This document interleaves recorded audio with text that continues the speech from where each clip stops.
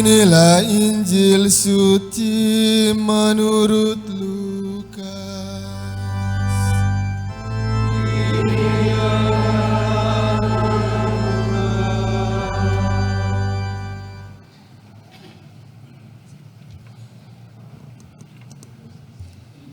Sekali peristiwa Yesus menyampaikan perumpamaan ini kepada murid-muridnya. Dapatkah orang buta menuntun orang buta? Bukankah keduanya akan jatuh ke dalam lubang? Seorang murid tidak melebihi gurunya, tetapi orang yang telah tamat pelajarannya akan menjadi sama dengan gurunya. Mengapa engkau melihat serpihan kayu di dalam mata saudaramu, sedangkan balok di dalam matamu sendiri tidak engkau ketahui?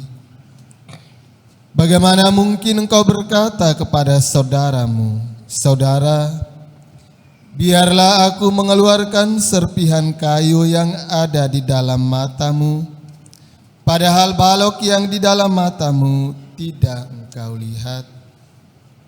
Hai orang munafik, keluarkanlah dahulu balok dari matamu, maka engkau akan melihat dengan jelas untuk mengeluarkan serpihan kayu itu dari mata saudaramu. Karena tidak ada pohon yang baik yang menghasilkan buah yang tidak baik, dan juga tidak ada pohon yang tidak baik yang menghasilkan buah yang baik. Sebab setiap pohon dikenal dari buahnya. Karena dari semak duri orang tidak memetik buah ara, dan dari duri-duri orang tidak memetik buah anggur. Orang yang baik mengeluarkan apa yang baik dari perbendaharaan hatinya yang baik. Tetapi orang yang jahat mengeluarkan apa yang jahat dari perbendaharaannya yang jahat. Karena yang diucapkan mulutnya meluap dari hatinya. Demikianlah sabda Tuhan.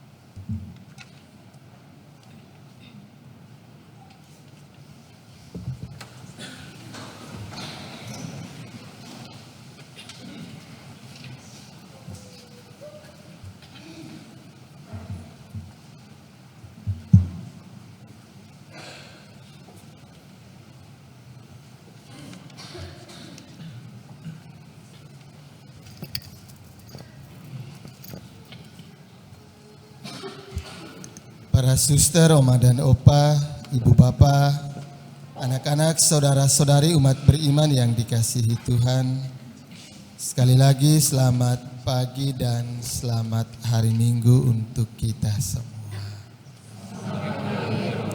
Semua sehat? Ada yang ditanya sehat, diam saja. Semua yang ada di sini sudah kumpul daun palen yang tahun kemarin. Nanti tidak kumpul. Hari Rabu saya buat tanda salib pakai spidol permanen di dahinya. Sudah diumumkan minggu kemarin. Ya. Sebelum kita memasuki masa prapaskah, masa retret agung, ketiga bacaan suci hari ini memberikan kita materi untuk mengevaluasi diri kita masing-masing.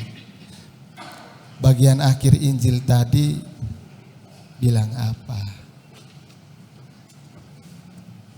Hai, Injil yang baru saja didengar belum 1 menit kayaknya. Apa yang diucapkan mulutnya meluap dari hatinya. Ya.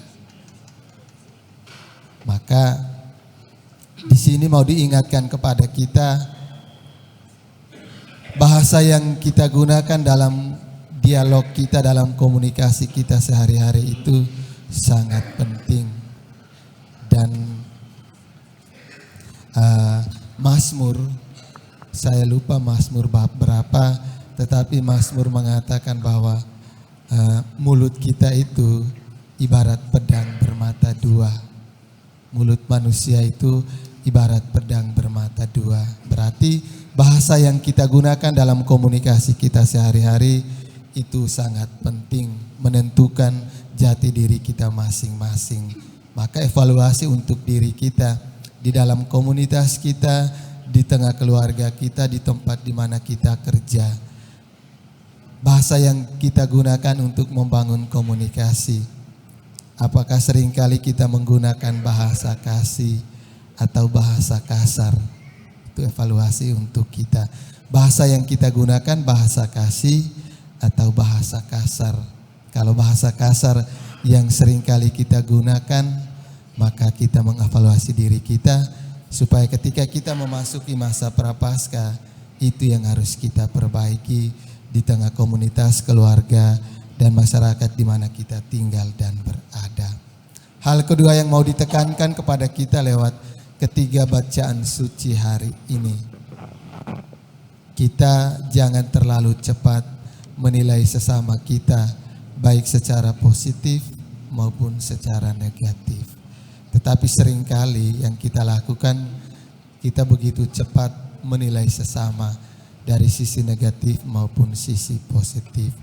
Kita Putra Sirak mengingatkan kita, dengarkan dulu ketika orang lain berbicara sebelum kita menanggapi. Dari pembicaraan seseorang, kita bisa mengetahui siapa itu dia yang sedang berbicara. Lalu yang ketiga, diingatkan kepada kita, Yesus dalam Injil hari ini mengingatkan kepada kita, seluruh jiwa dan raga kita, hidup kita itu ibarat sebuah pohon. Pohon yang baik menghasilkan buah yang baik. Pohon yang tidak baik tidak mungkin menghasilkan buah yang baik. Maka kalau Bapak Ibu baca bacaan pertama kita Putra Sirak pada hari Sabtu kemarin, Putra Sirak ingatkan bahwa Tuhan menempatkan matanya di hati kita masing-masing. Kita Putra Sirak mengingatkan kita bahwa ketika Tuhan menciptakan masing-masing kita, Tuhan menempatkan matanya di hati kita masing-masing. Maka seringkali kita mendengar suara hati adalah suara Tuhan. Melawan suara hati berarti melakukan dosa karena melanggar perintah Allah. Maka lewat ketiga bacaan suci hari ini kita diingatkan dan disadarkan kembali.